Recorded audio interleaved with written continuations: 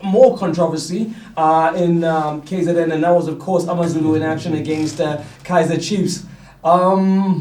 Yeah, I mean, it was such a strange decision at the end of the game. But let's go to the beginning. Let's start before. We'll end there because that's how it worked out. But in the end, I mean, AmaZulu at home, they looked like that game was there for the taking. And this is what happens when you don't take your chances and you don't punish your opponent. Something may happen, whether you like the decision or not. But that's essentially what happens if you go through a game, Eddie, without killing off an opponent that, for all intents and purposes, let's be honest, Chiefs are out of sorts at the moment. Yeah, I think, credit go. I mean, for me, I think credit should go to Benny. I think he did his homework very well.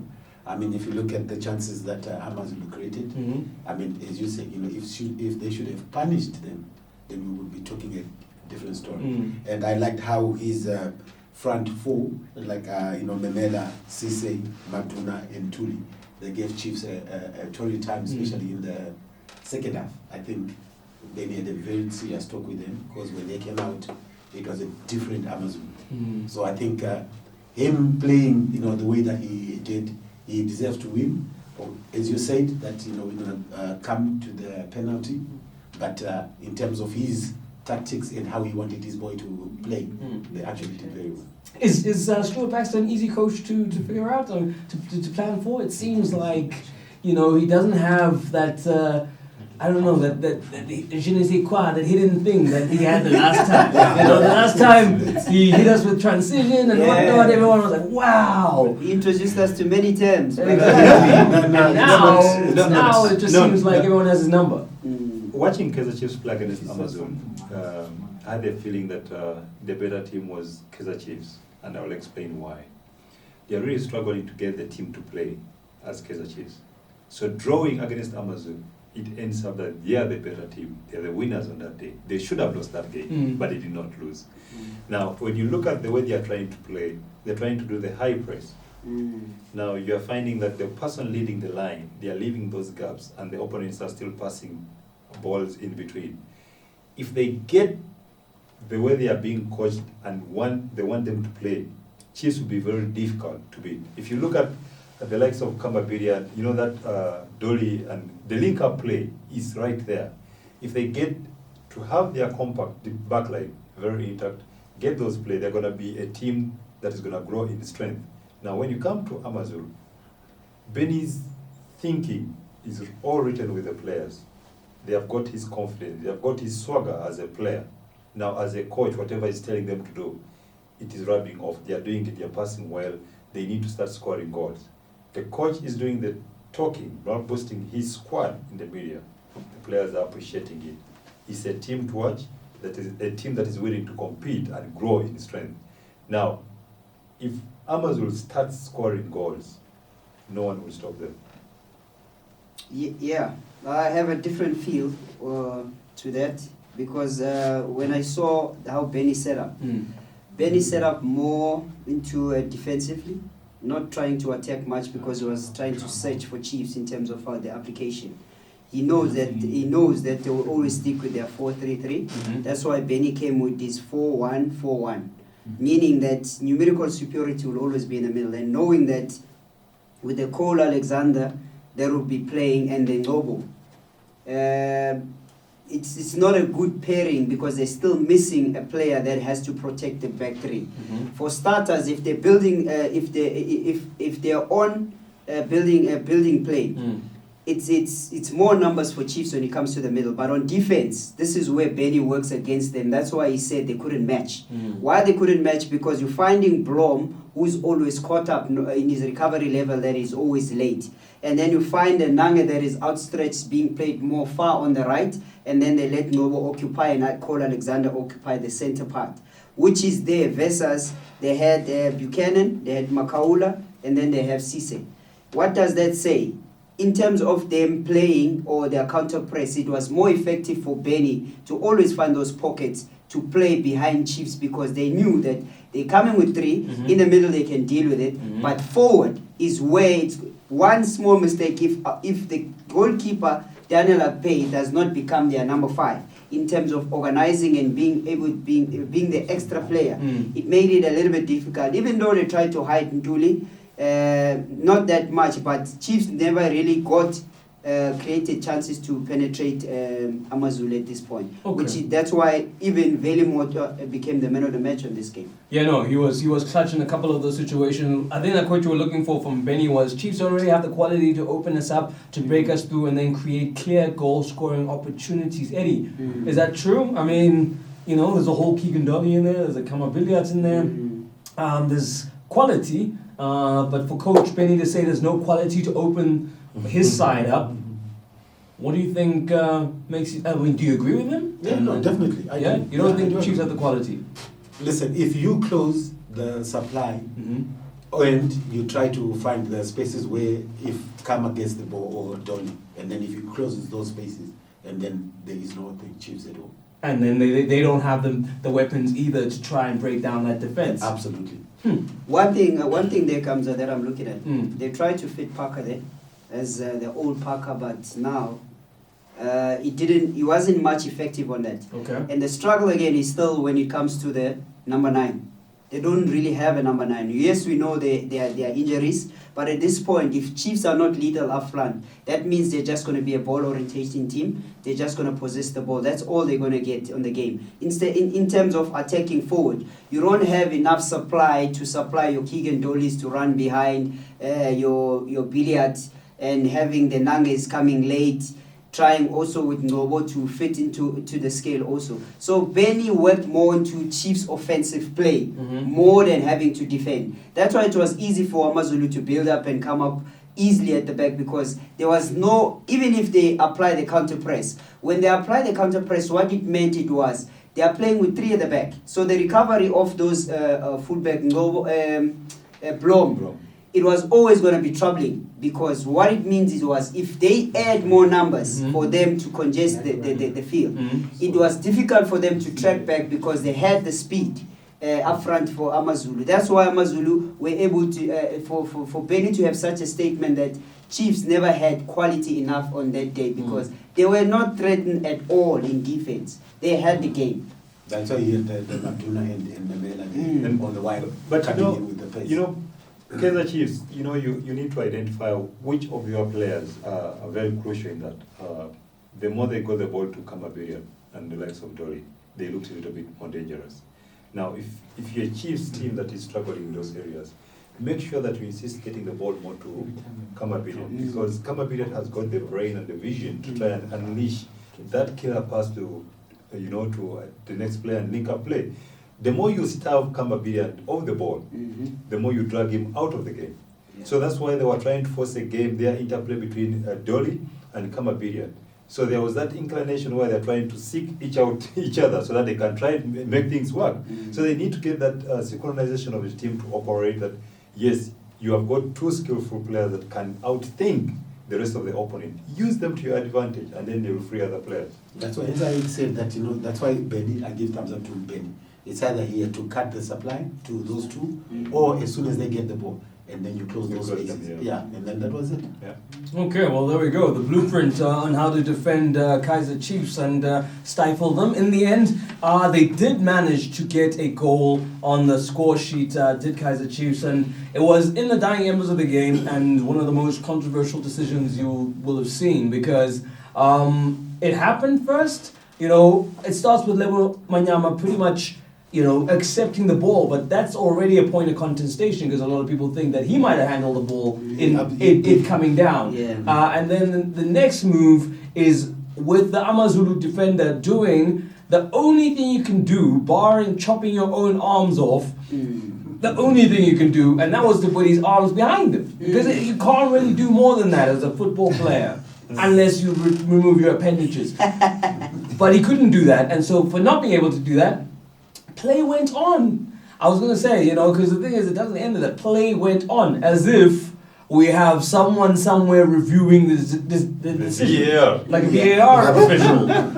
But we don't. And then, in the end, it was deemed a penalty. Yeah. Yeah, I mean, I mean, you know what? If you look at it, it looks like after that incident, he let it go for about 10 seconds, and then it looks like somebody calls him and like, listen, give Chiefs a penalty, otherwise your family, you know, and then he had to change and say, okay, stop. And You do not represent the views of the sport in litigation. Must have. But sorry, but it was absolutely shocking. I mean, you can't, even if it was the assistant referee that had said, listen, it's a penalty. Yeah. I think he is the one that can rule that one out to say, listen, because if he saw it and did not blow the whistle, that means it wasn't a penalty. Right. But then when they were talking and then he stopped the play and then say penalty. So I was asking myself, who has more power now between the referee and? What I mean, what if though the assistant is saying to yes, exactly. Otherwise, he would have even go to him and say, "Listen, no, that wasn't a penalty." Dina, well, you know what's interesting is this. For example, Kaizer has alluded to the fact that as a player, you try to hide his hands and the ball hit his hand. The question is, was it obstructing play to the Chiefs player? If that was right, then he gives advantage to see if a Chiefs player will pick the ball, and it wasn't. Now, that moment of thinking on the part of the referee in that minute of the game is shocking. Yeah, I think on my side, I don't know, I think I've read somewhere that they reviewed the handball, that now it starts from here down. But the rules keeps on changing all the time. So I don't know whether... But even then, the ball hit the defender. It hit the shoulder. It did not. I'm aware. I've watched that again. Yes, I'm aware. You're there. I'm aware. All I'm just trying to correct is I'm trying to get into the referees. I'm saying even though the ball hit here, that was still not a penalty. Even if it hit on the bicep. With the new law, it wasn't a penalty still. So now referees are always under scrutiny when it comes to officiating of these high games or temperamental game or BMT matches. They always fall short when it comes to these matches. I think there needs to be something that is done for the referees. Maybe they need to always go to a refresher course, start again, re-look at their games, because I mean, for you to give such a decision, somebody's status might go, somebody's bonuses might go at that point, and somebody's job might go. A coach can lose his job with a decision that you may take that can affect the whole teams. It might be maybe my last game. If I lose that game, then that's me out. And with I think there will be consequences for him.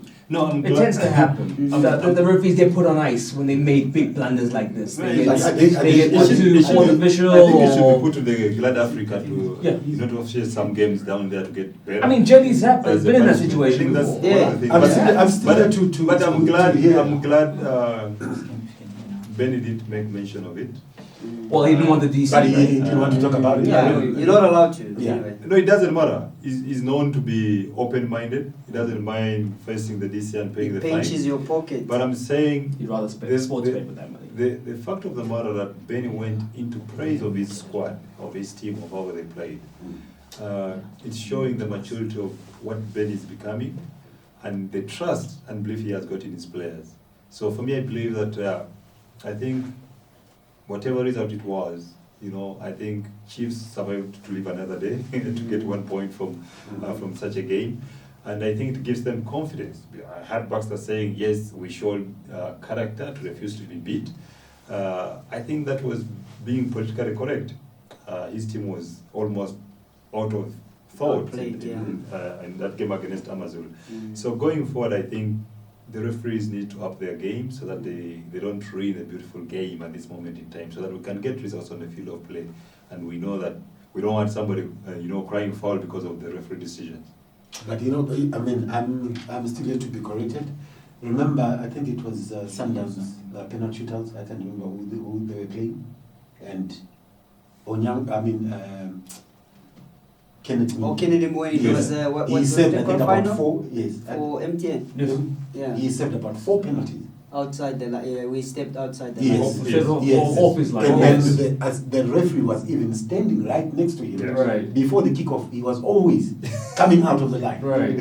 Off his line. Yes. And then nothing, they did not say anything about And that. they credited a save for Gune for a goal that went in. That went in. You see, so And the linesman was right. was right there. Wow. So now we ask ourselves questions that if the referees are making such mistakes, Yeah. are they get punished for that? Oh, I think they do, but I think also what helps the refs is that, you know, there's a lot of, hey man, you guys don't help us with this, that, and the other. You know, they don't have as much help as people overseas, and also you have to wonder, are they getting paid?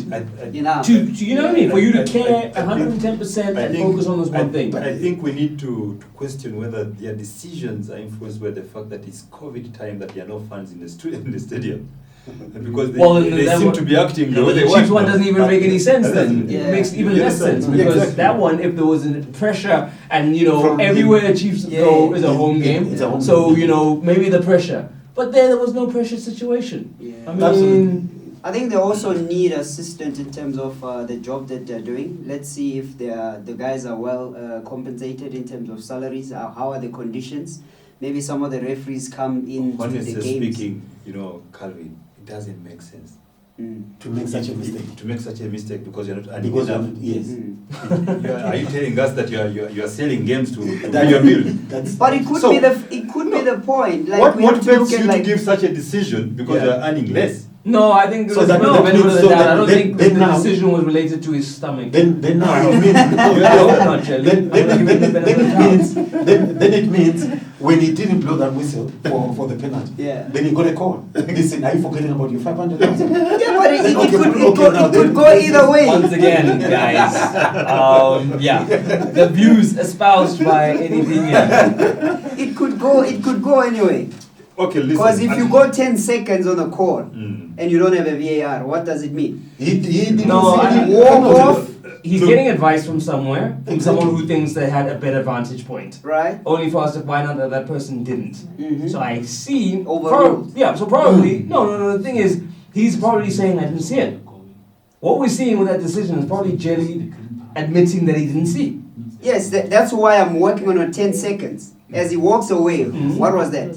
It's the My guy in official. his ear Yes. saying What to was him, "Hey man, I think there didn't was a see it." penalty there." That's a handball. Oh yeah. Yes, Yeah. it's the assistant telling him, "Hey man, I think there was There was- something there was that happened in the something. box." Yes. Yeah. No, Whether they had this, No, whether but- they no, said it but- was but- real but or this is what are you is sure? interesting. Yes. Different story. That's very Okay. interesting. But I think If you make the final decision and your initial decision is no penalty, yeah. irrespective of the phone call you're Or phone call that receiving you get. from the linesman, The decision is remember already you are made, in yeah. charge to overrule it. Yes.